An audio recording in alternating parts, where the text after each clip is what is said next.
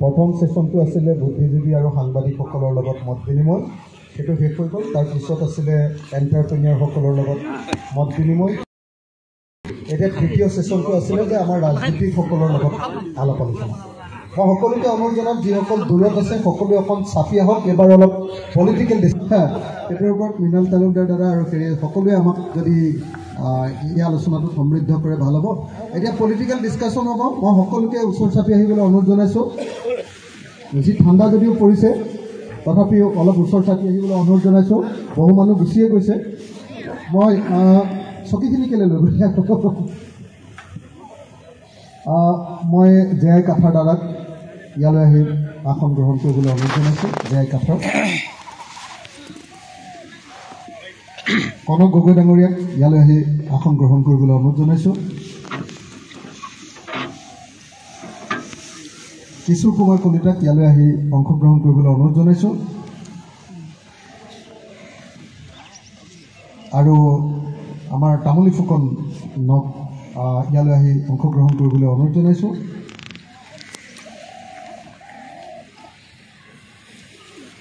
আৰু মই অনুৰোধ জনাম আমাৰ উপসভাপতি বৰ্মন দাক।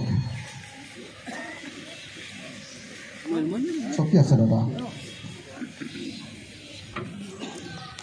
আমি মানে এই অনুষ্ঠানটো মানে আমি জানিব খোজোঁ।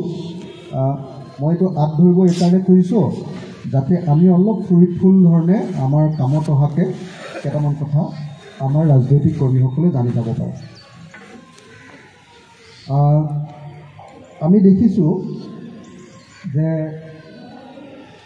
বিজেপিৰ ৰাজনৈতিক ষ্ট্ৰেটেজি বুলি ক'লে 4টা কাম আমি দেখোঁ। এটা হ'ল তেওঁলোকৰ হাইপাৰ নেশ্যনেলিজিম, সেইটোৰ জৰিয়তে এটা ডাঙৰ অংশৰ ভোট লৈ লয়। দ্বিতীয়টো হ'ল তেওঁলোকৰ কমিউনেল এজেণ্ডা, হিন্দু মুছলমানৰ ৰাজনীতি, তাৰ জৰিয়তে এটা ডাঙৰ অংশৰ ভোট লৈ লয়। তৃতীয়টো হ'ল আৰু বুদ্ধিজীৱী সমাজখনক তেওঁলোকে ল'বৰ কাৰণে কৰে ডেভেলপমেণ্ট পলিটিক্স, ডেভেলপমেণ্টেলিজিম। তেওঁলোকে কয় যে অকল বিজেপিৰ দিনতহে উন্নয়ন সম্ভৱ হয়, বাকীবিলাকৰ দিনত অকল ৰঙা ফিটাৰ মেৰপাক থাকোঁতেই শেষ হৈ যায়। ডেভেলপমেণ্টেলিজিম, এইটোৰ জৰিয়তেও তেওঁলোকে বহুত ভোট ল'বলৈ সক্ষম হয়।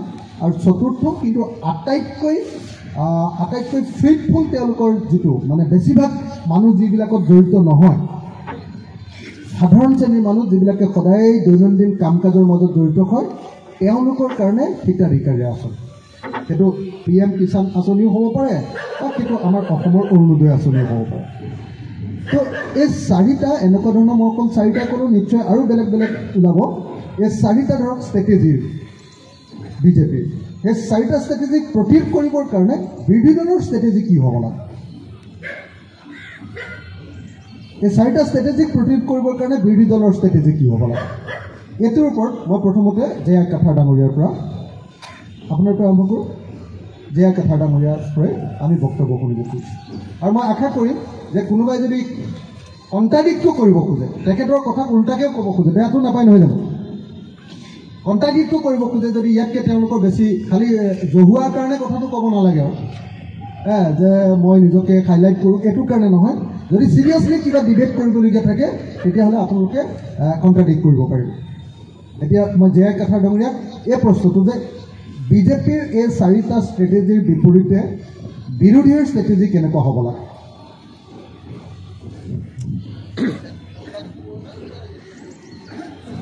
আৰু এটা মাইক আছে নেকি ভাইটি?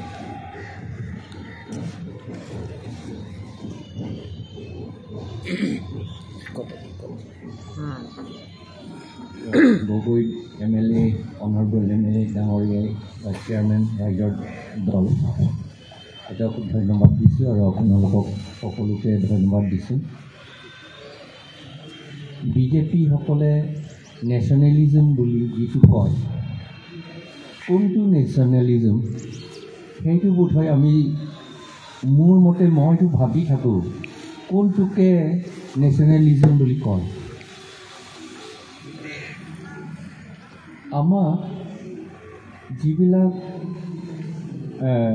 জাতিৰ ফালৰ পৰা চালে আমি মংগোলিয়ান মানুহ, মংগোলিয়ান মানুহসকলক তেওঁলোকে কিন্তু ইণ্ডিয়ান নেশ্যনেল বুলি নধৰে, কিন্তু এইটো সকলোৱে জানা কথা। দিল্লীত বা ক'ৰবাত গ'লে আমাৰতো চিংকি বুলিহে কয়, চাইনা বুলিহে কয়, হয় চিংকি বুলিহে কয়। আমাক ইণ্ডিয়ান নেশ্যনেল বুলি নকয়, আৰু আমি যিমান ৰিকুৱেষ্ট কৰিলেও নামানে। মই IAS থাকোঁতে, I was at that time commissioner, মই দিল্লীত পাৰ্চনেল ডিপাৰ্টমেণ্টত গৈছিলোঁ ফৰেইনত যাবলৈ পাছ বিচাৰি। এজন deputy secretary, he was a deputy secretary government of India. Deputy secretary, তাত ডেপুটি ছেক্ৰেটাৰী বুলি ক'লে এবভ ডেপুটি কমিশ্যনাৰ ইয়াৰ, ডাইৰেক্ট IAS লেডিগৰাকী। মই ক'লোঁ, মোক সুধিছিল আপুনি ক'ৰ পৰা আহিছে? মই ক'লোঁ I have come from Assam। আপুনি আছাম? হয়, মই আছামিজ বুলি মই ক'লোঁ। তেতিয়া মোক কৈছে আছামিজ বোলে, how can you be an Assamese বুলি মোক কৈছে, ইংলিছত কৈছে, how can you be an Assamese বুলি কৈছে। তেতিয়া ময়ো তাত টেষ্ট কৰিলোঁ আৰু মই ক'লোঁ হয় মই আছামিজ, কিন্তু মই মংগোলিয়ান হয় বুলি ক'লোঁ। এই মই মংগোলিয়ান বুলি কোৱাৰ লগে লগে তেওঁ তেনেকৈ হৈ কৰিছে, তাত আমাৰ চকীটো পিছুৱাইছে, মংগোলিয়ান বুলি মই কোৱাৰ লগে লগে।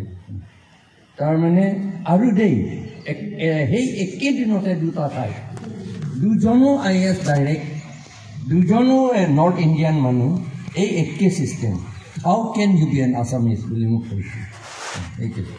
সেইকাৰণে এতিয়া যিটো দেখিছে মণিপুৰত কিয় কেছ হৈ আছে, চেণ্ট্ৰেল গভৰ্ণমেণ্টে কিয় এইটো এট্ৰচিটিটো বন্ধ কৰিব নোখোজে কিয়? আচলতে তেওঁলোকৰ deep inside their mind, deep inside in their subconscious mind, maybe psychologically, এই চাইকলজি মানুহ থাকিলে বুজি পাব, তেওঁ নিজে এক্সপ্লেইন কৰিব নোৱাৰিব পাৰে, কিন্তু ভিতৰত কিবা এটা আছে। সেইটো মতে তেওঁলোকৰ ostensibly it is an attack, ostensibly বুলি ক'ব লাগিব, ostensibly it is an attack against Kuki Zo, কিন্তু নহয়, ইনক্লুডিং মিটেই। কিন্তু মিটেইসকলক এইটো তেওঁলোকক এই কথাটো বুজাবলৈ নাযায়, তেওঁলোকে ক'বলৈ নাযায়, কিন্তু যেন সেই যিটো একশ্যন, এতিয়া লাষ্ট ফালে একশ্যনটো কি হৈছে, মিটেইসকলক ডিষ্টাৰ্ব কৰিবলৈ, কষ্ট কৰিবলৈ, ডেষ্ট্ৰয় কৰিবলৈ কাৰণে আকৌ বহাই থৈ দিলে, মাৰিছে, আৰু তেওঁলোককো মাৰিছে, আৰু বন্দুকটো বোলে DC অফিচৰ পৰা, পুলিচৰ পৰা কাঢ়ি লৈ যায় বুলি কৈছে। এইটো সম্ভৱ কথা নেকি? কি আমি বিশ্বাস কৰিব লাগে নেকি? মানে দাদা আপুনি এইটো ক'ব কৈছে যে তেওঁলোকে যিটো নেশ্যনেলিজিম বুলি কয়, সেই নেশ্যনেলিজিমক আমি আমাৰ যিটো ডেফিনিশ্যন অফ নেশ্যনেলিজিম সেইটোৰে আমি ৰেজিষ্ট কৰিব লাগে বুলি ভাবিছে নে? আপুনি মানে আমাৰ প্ৰশ্নটো আছিলে যে হাইপাৰ নেশ্যনেলিজিম ব্যৱহাৰ কৰি মানে ৰাষ্ট্ৰবাদী বুলি কৈ তেওঁলোকে ভোট এটা আদায় কৰে, সেইটোৰ বিৰুদ্ধে আমাৰ ষ্ট্ৰেটেজি কি হ'ব? সেই ষ্ট্ৰেটেজিটো আমিহে এইটো কথাও সেইটোৱে বুজিব লাগিব। ফাৰ্ষ্ট থিং মানে মানুহৰ মাজলৈ এইটো লৈ যাব লাগিব যে তেওঁলোকে কোৱা যিটো নেশ্যনেলিজিম সেইটো আমাৰ নেশ্যনেলিজিম নহয়, সেইটো হ'ল তেওঁলোকে কোৱা এটা বৰ্ণবাদী নেশ্যনেলিজিম। আপুনি যিটো কথা ক'ব খুজিছে, তেওঁলোকৰ এটা বৰ্ণবাদী নেশ্যনেলিজিম, আৰু সেই নেশ্যনেলিজিমটোৰ বিপৰীতে প্ৰকৃত অৰ্থত এটা ডেমক্ৰেটিক নেশ্যনেলিজিমৰ একচুৱেল নেশ্যনেলিজিম, আচল নেশ্যনেলিজিম কৰিব লাগে। সেই নেৰেটিভটো আমি মানুহৰ মাজত আনিব লাগিব। সেইটো কৰিবলৈ হ'লে কিন্তু আমাৰ নিজৰ নেশ্যনেলিজিমটো বুজিব লাগিব, আগতে ডিফাৰেঞ্চো জানিব লাগিব। তেওঁলোকে কিটো নেশ্যনেলিজিম বুলি ভাবে, আমি কিন্তু কি নেশ্যনেলিজিম বুলি আমি ভাবিছোঁ, সেইটো আগতে আমিও জানিব লাগিব। এতিয়ালৈকে আমাৰ অসমত এইটো নজনা নিচিনাহে আমি দেখিছোঁ। নজনা নিচিনাই দেখিছোঁ ইয়াত অসমত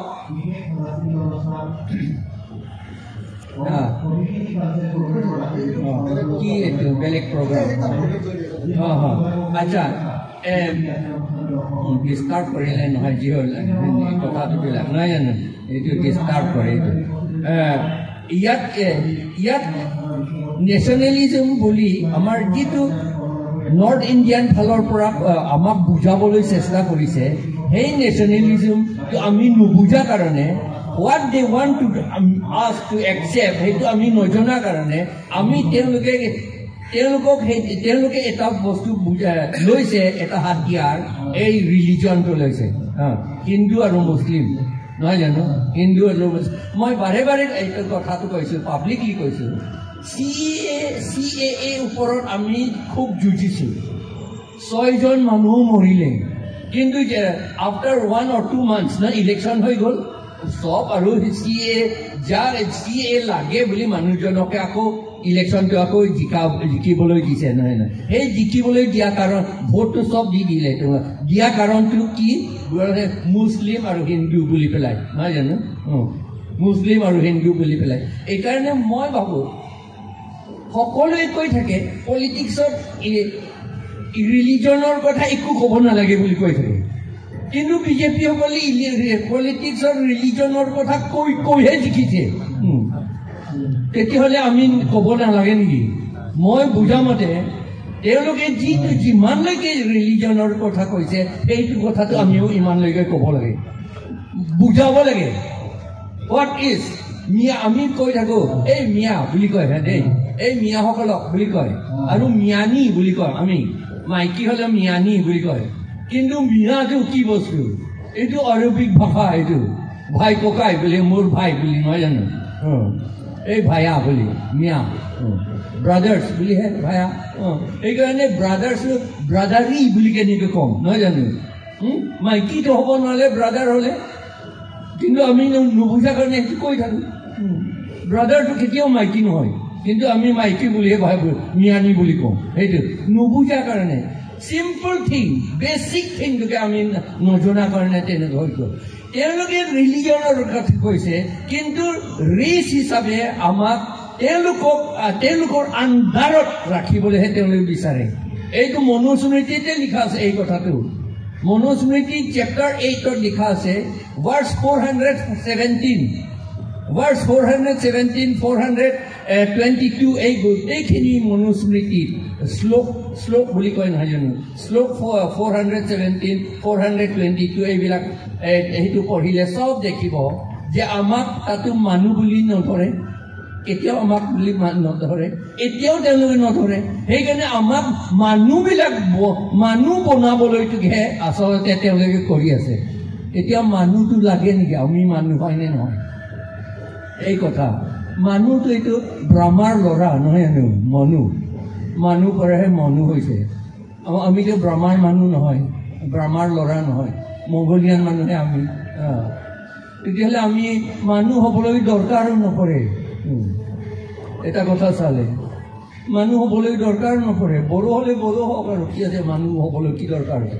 আহোম হ'লে আহোম হওক কি বড়ো মানুহ কিহৰ দৰকাৰ আছে নহয় জানো এইটো সেইটোৱে আমি সেইটোহে জানিব লাগিব বেছি কথা আমি নাজানিলেও তেওঁলোকে সেইটোহে ধৰি আছে নহয় কি কৰিম আমি ক'বলৈ ইচ্ছা নাথাকিলেও তেওঁলোকেতো কৰি আছেতো এইটো সেইটোহে আমি এই ইয়াত আমাৰ অসমতে এইটো প্ৰব্লেমটো সেইটোহে মই দেখিছোঁ সেইকাৰণে আমি বিজেপিসকলক ডিফিট কৰিবলৈ বৰ দিগদাৰ তেওঁলোকে সেইটো কিবা এটা ক'ব চলাব বেলেগ বস্তু আমি একো নুবুজো এইটো আমি থৈছোঁ এতিয়া নেক্সট এই একেটা প্ৰশ্ন মোৰ কনক গগৈৰ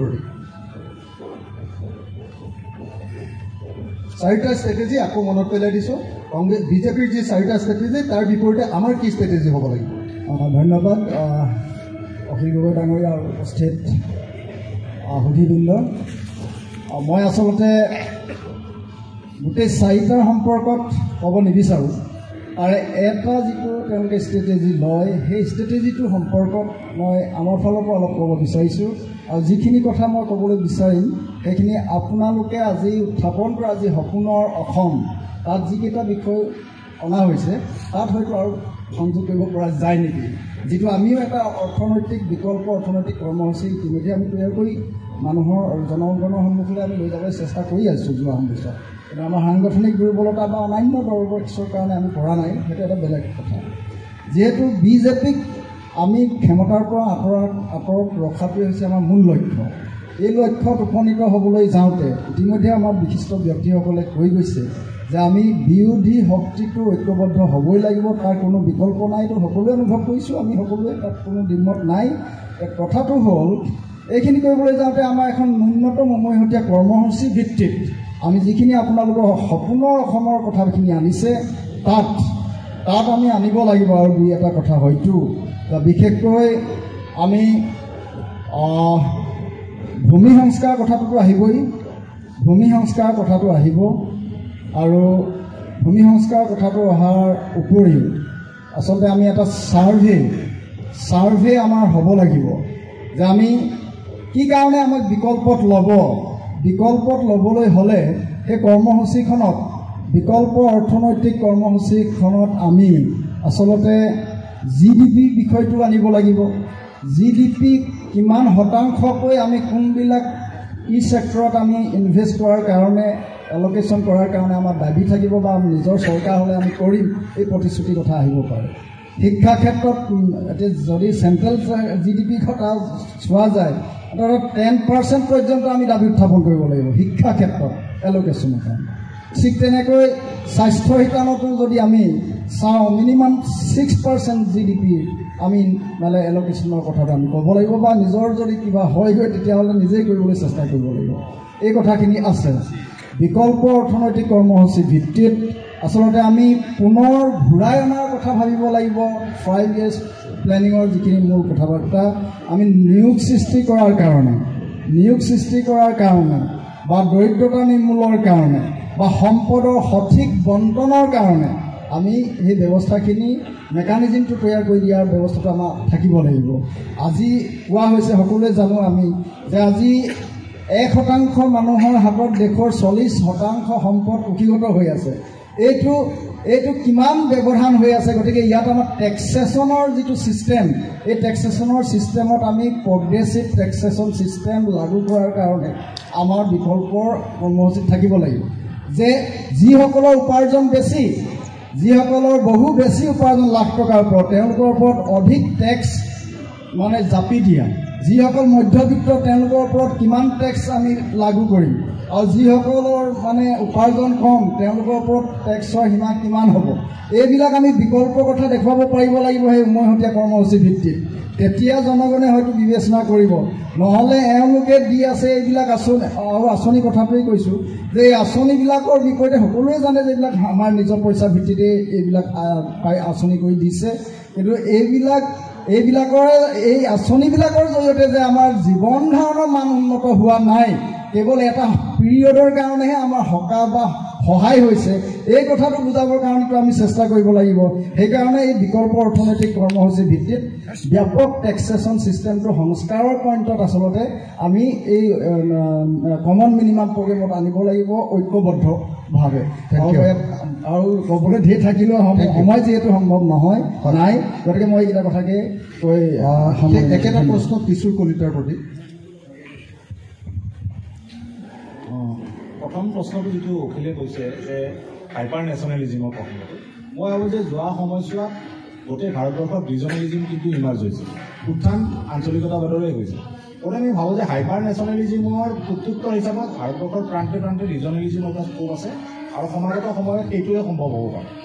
দ্বিতীয় প্ৰশ্নটো হৈছে যে যিটো অখিলে কৈছে যে সাম্প্ৰদায়িকতাবাদৰ প্ৰসংগটো, মই ভাবোঁ যে ভাৰতবৰ্ষৰ কিছুমান প্ৰান্তত কমিউনেল ভাইলেঞ্চ হ'ব পাৰে, কিন্তু কিছুমান অংশত নহ'ব। কিন্তু কাৰণ জাতি গঠনৰ প্ৰক্ৰিয়াবিলাক সকলো ৰাজ্যত বেলেগ বেলেগ। কিন্তু অসমৰ কথাতে কৈছোঁ, অসমৰ খিলঞ্জীয়া মুছলমানখিনিৰ লগত অসমীয়া হিন্দু মানুহখিনিয়ে যুগ যুগ ধৰি বাস কৰি আছে, ক'তো আমাৰ ভাইলেঞ্চৰ কোনো হিষ্ট্ৰী নাই। কিন্তু গতিকে আমি আমাৰ নিজৰ জাতি গঠনৰ যিটো এটা আমাৰ ঐতিহ্য আছে, আমাৰ যিটো এটা সমন্বয়ৰ যিটো এটা ভেটি আছে, সেই ভেটিটোৱে তাৰ এনচাৰ হ'ব, আৰু ইতিমধ্যে সেইটো প্ৰমাণ হৈছে অসমৰ দৰে ঠাইত।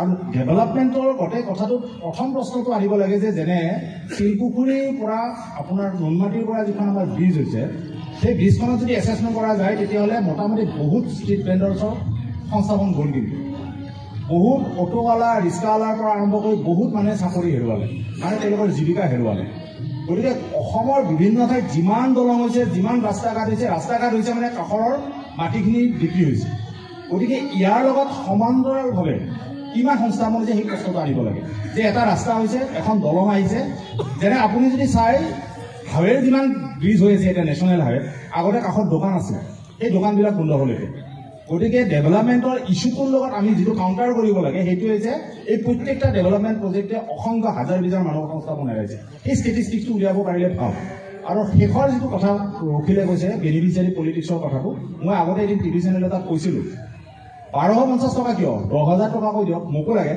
মোক ঘৰত চিলিণ্ডাৰটো ফ্ৰীতে লাগে মোক চাউলখিনি ফ্ৰীতে লাগে মোক পেট্ৰলো লাগে গতিকে 1250 টকা নহয় তেওঁলোকে যদি এজন MP MLA দৰমহা বৃদ্ধিৰ কাৰণে প্ৰতিবাৰে প্ৰস্তাৱ আনিব পাৰে বেনিফিচিয়াৰীৰ 10,000 টকা দিয়ক 15,000 টকা দিয়ক তেওঁলোকে সেইটো কথা কওক 1250 টকা দি মানুহ কেনেকৈ চলিব গতিকে বেনিফিচিয়াৰী পলিটিক্সৰ এই কথাটো আনিব লাগে কাৰণ পৃথিৱীৰ বহুতো উন্নত দেশত তেওঁলোকৰ জীৱন যিটো লিভিং ৱেজেছ বুলি কয় মই এটা কথা জনাব খুজিছোঁ 1 মিনিট শেষ কৰি লৈছোঁ এই কৰ্ণাটক গভৰ্ণমেণ্টে মই এতিয়ালৈকে ভাৰ্ডিক্টটো চোৱা নাই হাইকোৰ্টে যোৱাকালি এটা ভাৰ্ডিক্ট দিছিল কৰ্ণাটকত 27,000 মিনিমাম ৱেজেছ কৰিব দিছে অসমত 2014 মছলি নটিফিকেশ্যন আমাৰ এতিয়াও মিনিমাম ৱেজ হৈছে 9,500 অৰ্থাৎ আমাৰ যোৱা 10 বছৰত কিন্তু আপোনাৰ আলুৰ দাম 300% বাঢ়িছে চব পাৰ্চেণ্টেজ আপুনি যায় 300-400কে বাঢ়িছে 9,050 টকা দি মানুহে কেনেকৈ চলিব গতিকে বেনিফিচিয়াৰী পলিটিক্সৰ লগত এই কথাখিনি আনিব লাগে মই এটা কথা ক'ব পাৰোঁনে অখিল লাষ্ট এই 4টা প্ৰশ্নৰ উত্তৰ মই চমুকৈ মোৰ ইমান যিহেতু ৰাজনৈতিক দল এটাত উপদেশ দিব পৰা মোৰ জ্ঞান নাই মই এটা কিন্তু প্ৰস্তাৱ দিব খুজিছোঁ মই প্ৰথমতে ক'ম বুলি ভাবিছোঁ যে বিৰোধী ঐক্যৰ প্ৰসংগত যিটো কৈ আছে যে চিট শ্বেয়াৰিঙৰ কি কথা সেইটো আমি পিছত পাতিম নেক্সট আছে এতিয়া একেটা প্ৰশ্ন আমাৰ অংকুৰ তামুলী ফুকনলৈ ধন্যবাদ মোৰ মই যেতিয়া অথনিৰ পৰা কথাবোৰ শুনি আছোঁ তো মই প্ৰশ্নটোৰ উত্তৰটো অকণ বেলেগ ধৰণে দিওঁ ৰাইজৰ দলে আচলতে ৰাইজৰ দলটো কি বিজেপি বিৰোধী দল নেকি তাৰ আৰু বেলেগ কাম চাম নাই আজি বিজেপি আছে কাইলৈ আপোনালোকৰ সন্মুখত কংগ্ৰেছ থাকিব বিভিন্ন দল থাকিব তাৰ লগত আপোনালোকে যুদ্ধ কৰি ক্ষমতা দখল কৰিব নহয় জানো ক্ষমতা ল'ব কিন্তু আপোনালোকৰ মূল উদ্দেশ্যটো কি আজি যিখন কৰ্মসূচী ওলাইছে সেইখনে মূল উদ্দেশ্য নহয় জানো সেইটোৱে আপোনালোকে কৰিব বিচাৰিছে তাত বিজেপি থাকক কংগ্ৰেছ থাকক সেইবিলাকক বিৰোধী হিচাপে ৰাখি আপোনালোকে চৰকাৰ দখল কৰিব বিচাৰিছে চৰকাৰ দখল কৰি অসমত এটা অন্য ধৰণৰ অৰ্থনৈতিক পৰিস্থিতি খাৰা কৰিব বিচাৰিছে তাত আপোনাৰ বেনিফিচিয়াৰী পলিটিক্স নচলিব ইয়াতে ডেভেলপমেণ্ট কিছুটা যিটো কৈছে ডেভেলপমেণ্ট এই যিমানবোৰ অভাৰব্ৰিজ হৈ আছে এই প্ৰশ্নবোৰ আচলতে মানুহৰ ওচৰলৈ লৈ যাব লাগে গুৱাহাটীৰ যিমানবোৰ অভাৰব্ৰিজ হৈছে ধৰক জুৰ যিখন অভাৰব্ৰিজ আছে তাৰ জুৰ ৰোডটো আছিলে এটা সময়ত গুৱাহাটীৰ আটাইতকৈ ভাল মানে ইকনমিক এক্টিভিটি হোৱা জেগা সেইটো গোটেইটো খতম হ'ল তলত মানে এনেকুৱা মানুহে কৈছে যে মোৰ 11জন ষ্টাফ আছিল মোৰ দোকানত এতিয়া মই 2জন ষ্টাফ লৈ পেলাই দোকান চলাই আছোঁ খতম এইটো তেওঁলোকৰ ডেভেলপমেণ্ট এইটো তেওঁলোকৰ বিকাশ ৰাইজৰ দলে যিখন আজি মই এখন পঢ়িলোঁ ৰাইজৰ দলে যিটো কৈছে সেইটো কোৱা নাই ৰাইজৰ দলে কৈছে বিকাশৰ নামত কাকো ধ্বংস কৰাৰ কথা কোৱা নাই উল্টা কথা এটা কৈ আছে গুৱাহাটীখন কেন্দ্ৰ কৰাৰ কথা কোৱা নাই ৰাইজৰ দলে কৈছে যে আমাৰ ধৰক তিনিচুকীয়াৰ ভিতৰৰ গাঁও এখনো গুৱাহাটীৰ নিচিনাই হ'ব বা গুৱাহাটীত যেনেকৈ ধৰক আপুনি গুৱাহাটীলৈ আহে ইয়াতে মাৰ্কেট ভাল ইয়াতে বজাৰ হয় চব বস্তু হয় সেই বস্তুখিনি সেই তিনিচুকীয়াৰ সেই ভিতৰুৱা গাঁওখনতো একে সময়তে উপলব্ধ হ'ব এইটোৱে কথা নহয় জানো মোৰ মতে এই কথাবোৰ আপোনালোকে লৈ যাব লাগে যে বিজেপিয়ে যিটো বিকাশ বুলি কৈছে সেইটো আচলতে কি বিকাশ কি হৈছে কিশোৰদাই যিটো কৈছে যে এই যে ব্ৰিজবিলাক বনাই আছে ৰাস্তাবিলাক বনাই আছে এইবিলাকৰ পৰা আচলতে কি হ'ল তাৰ পৰিসংখ্যাটোতো আমাৰ হাতত নাই আমি উল্টাটোহে জানো যে ৰাস্তাটো বনাইছে বিৰাট বিকাশ হৈছে কিন্তু আপোনালোকৰ দলটোৱে যিটো কৈছে মই যিটো বুজি পাইছোঁ সেইটো হৈছে যে বিকাশৰ নামত মানুহক ধ্বংস কৰাতকৈ সকলোকে লৈ সমবিকাশ কৰা আৰু তাত যাতে পৰিৱেশো ভাল হৈ থাকে মানুহো ভাল হৈ থাকে এইটোৱে নহয় জানো সদ্যহতে মই এইটোৱে বুলি ক'লোঁ থেংক ইউ লাষ্ট আমি খুব কম সময়ৰ ভিতৰতে আমাৰ বৰ্মন দাক একেটা প্ৰশ্ন ধন্যবাদ আচলতে হাইপাৰ নেশ্যনেলিজিম কৰি বিজেপিয়ে যিটো কৰি আছে সেইটোক যদি কাউণ্টাৰ কৰিব লাগে তাৰ বিপৰীত আইডেণ্টিটিত আমি যাব লাগে। আমি হাইপাৰ নেশ্যনেলিজিম যিটো বিজেপিয়ে কৰি আছে, RSSে কৰি আছে, এইটো বহু পৰিমাণে ঔপনিৱেশিক কালতে অৰ্থাৎ ব্ৰিটিছ জামানাতেই আৰ্টিফিচিয়েলি ভাৰতীয় মানুহক ডিভাইড কৰাৰ কাৰণে এই হাইপাৰ নেশ্যনেলিষ্ট ফৰ্মুলা তৈয়াৰ হৈছিল। দাদা হিষ্ট্ৰী আমাক নালাগে, ডাইৰেক্ট আপুনি প্ৰশ্ন উত্তৰ দিয়ক। গতিকে এই হাইপাৰ নেশ্যনেলিষ্ট যি তেওঁলোকৰ প্ৰচাৰ, সেইটোৰ বিপৰীতে আমি যদি বিজেপিক কাউণ্টাৰ কৰিব লাগে, আমাৰ কলিতাও কৈছে, চাৰ্টেইন এক্সটেণ্ট ৰাঠাৰ চাহেবেও কৈছে যে আমি আমাৰ ৰিজনেল আইডেণ্টিটিবিলাকক এছাৰ্ট কৰিব লাগিব effectively. Linguistic nationalist regional identity আমি যিমানেই ভালকৈ এফেক্টিভলি এছাৰ্ট কৰিব পাৰি, সিমানেই তেওঁলোকৰ হাইপাৰ নেশ্যনেলিষ্ট ফৰ্মুলাক আমি কাউণ্টাৰ কৰিব পাৰিম। এইটো হৈছে প্ৰথম কথা।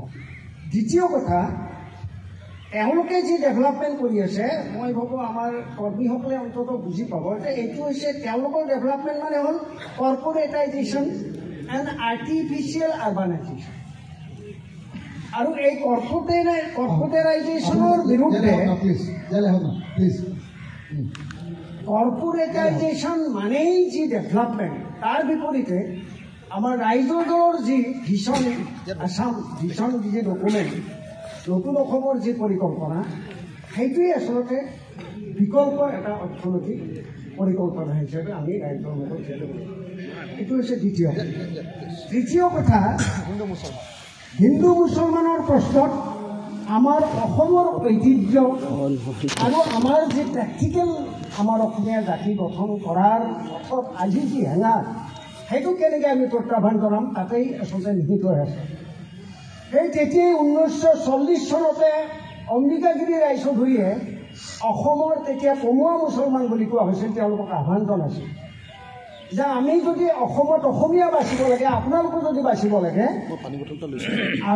বিফৰ 1937 যিসকল মুছলমান প্ৰব্ৰজিত মানুহ অসমলৈ আহিছে, তেওঁলোকে অসমীয়া ভাষা নিজৰ মাতৃভাষা হিচাপে গ্ৰহণ কৰিব। আৰু তেতিয়া আমাৰ তেতিয়াই যি মুছলমান সমাজ, তেওঁলোকৰ মুৰব্বীসকলে তথ্য সহকাৰে দেখুৱাই দিছিল যে 1940 চনৰ পৰা 25 বছৰ পূৰ্বতেই ইতিমধ্যেই বংগমূলীয় মুছলমানসকলে নিজক অসমীয়া ভাষী হিচাপে পৰিচয় দিছে। আৰু তাৰ ভিত্তিতে আজি আমি ধিপিক ধামাকৈ অসমীয়া ভাষিক জাতীয়তাৰ চাকি গছি জ্বলি আছো। গতিকে আমাৰ কাৰণে ইয়াতে কোনো হিন্দু মুছলমান ৰাজনীতি কেতিয়াও আমাৰ অসমীয়া জাতিৰ কাৰণে মংগলময় নহয়। অসমীয়া জাতি গঠন প্ৰক্ৰিয়াটোক বিধ্বস্ত কৰাৰ এইটো এটা চক্ৰান্ত। সেইকাৰণে আমি তেনেভাৱেই অসমীয়া জাতীয়তাক আমি ওচৰত তুলি ধৰি তেওঁলোকক এই হিন্দু মুছলমানৰ ৰাজনীতিত ধাৰাশায়ী কৰিব লাগিব। এইটো হৈছে মূল কথা। বাকী হিতাধিকাৰীৰ প্ৰশ্নত অলৰেডি কৈছে আমাৰ এডভোকেট কলিতাই ক'লেই, ময়ো সেই নীতিতে মই বিশ্বাস কৰোঁ, মই সেইটোৱে এফেক্টিভ হ'ব বুলি ভাবোঁ। লগে লগে মই মাত্ৰ এটা কথা কওঁ, আজি যি বেনিফিচিয়াৰী তেওঁলোকে তালিকাখন উলিয়াইছে, তাৰ পৰা আমি এনেকুৱা কিছু বস্তু উলিয়াব লাগিব যিটো বেনিফিচিয়াৰী মাত্ৰ তেওঁলোকৰ দয়াত নহয়, কনষ্টিটিউচনেল ষ্টেটাছ দিব লাগিব। যে এইকেইটা সুবিধা কনষ্টিটিউচনেল ষ্টেটাছ, যেনেকৈ আজি Panchayati Raj after 73rd amendment in 1992 এতিয়া পঞ্চায়তী ৰাজ ব্যৱস্থাটো এটা কনষ্টিটিউচনেল ষ্টেটাছ হয়। গতিকে কেইটামান অন্তত বিষয় আমি উলিয়াব লাগিব যিকেইটা কনষ্টিটিউচনেলি যোনে পাৱাৰত নাথাকে হ'ব, সেইখিনি আমি পাম। এতিয়া মই প্ৰশ্নটো আমাৰ অডিয়েঞ্চৰ কাৰণে এৰি দিব খুজিছোঁ। প্ৰশ্নটো হ'ল যে বিজেপিয়ে 4টা ষ্ট্ৰেটেজি লৈ আগবঢ়া দেখা যায়। দাদা প্লিজ আহক, ইয়ালে আহক। 4টা ষ্ট্ৰেটেজি লৈ আগবাঢ়ি থকা দেখা যায়। Number 1 hyper nationalism, number 2 ডেভেলপমেণ্টেলিজিম, number 3 কমিউনেলিজিম আৰু নাম্বাৰ 4 বেনিফিচিয়াৰী পলিটিক্স। ইয়াত যিসকলে উত্তৰ দিলে তাতকৈ বেলেগকৈ ক'বলগীয়া যদি কোনোবা আছে, মই খালি অলপ টানকৈ কোৱা মানুহ আপোনালোকে বেয়া নাপাব, চব কথাতে মই টানকৈ কওঁ। এনে নিজক জহাবৰ কাৰণে নহয় সঁচাকে যদি ইয়াতকে বেলেগকে ভালকে আপোনালোকে চিন্তা চৰ্চা কৰি কোনোবাই থৈছে তেতিয়াহ'লে মই তেখেতসকলক অনুৰোধ কৰিম যে কোনোবাই যদি কয় 2 মিনিটৰ ভিতৰত কোনোবাই যদি ক'ব খোজে যে এই প্ৰশ্নকেইটাৰ উত্তৰ মোৰ ওচৰত আছে এইটো মই ক'ব খোজো এনে যদি ভাবি চিন্তি সঁচাকে থোৱা নাই কোনোবাই এনে আমাৰ আগত এনে থিয় হ'ব নালাগে টাইমটো লছ কৰিব নালাগে কাৰণ আমি আৰু কেইবাটাও গুৰুত্বপূৰ্ণ প্ৰশ্ন উলিয়াই যদি কোনোবা আছে ক'ব পাৰে যে এই 4টা বিজেপিৰ এই 4টা ষ্ট্ৰেটেজিক প্ৰতিহত কৰাৰ আমাৰ ষ্ট্ৰেটেজি কি হ'ব লাগে নাই ঠিক আছে তেতিয়াহ'লে মই আকৌ আপোনালোকক সকলোৰে কাৰণে এই প্ৰশ্নটো আকৌ এবাৰ মনত পেলাই দিব খুজিছোঁ যে বিজেপিৰ ষ্ট্ৰেটেজি ইলেকশ্যন ষ্ট্ৰেটেজি যেতিয়া আমি খুব সূক্ষ্মভাৱে লক্ষ্য কৰোঁ তেতিয়া 4টা ষ্ট্ৰেটেজি থাকে এটা হ'ল হাইপাৰ নেশ্যনেলিজিম খুব ৰাষ্ট্ৰীয়তাবাদৰ কথা কৈ বিনামূলীয়াকৈ এটা অংশৰ মানুহৰ পৰা ভোট লয় 2 নম্বৰটো হ'ল আকৌ মিডল ক্লাছটোক তেওঁলোকে আকৰ্ষণ কৰিবৰ কাৰণে ডেভেলপমেণ্টেল পলিটিক্সৰ কথা কয় 3 নম্বৰটো হ'ল তেওঁলোকে হিন্দু মুছলমানৰ পলিটিক্স কৰি ব্যাপক অংশৰ মানুহৰ পৰা যিহেতু হিন্দু প্ৰধান দেশ এখন গতিকে হিন্দু মানুহৰ পৰা ভোটটো লৈ লয় আৰু 4 নম্বৰ বেনিফিচিয়াৰী স্কিম আৰু 5 নম্বৰটো হ'ল সংবাদ মাধ্যমক নিজৰ হাতত ৰখা এই 5টা আঁচনিৰ জৰিয়তে 5টা ষ্ট্ৰেটেজিৰ জৰিয়তে যোৱা সময়খিনিত আমি দেখিছোঁ যে বিজেপিয়ে নিজৰ শাসন ইটোৰ পিছত সিটো শাসন কায়েম কৰি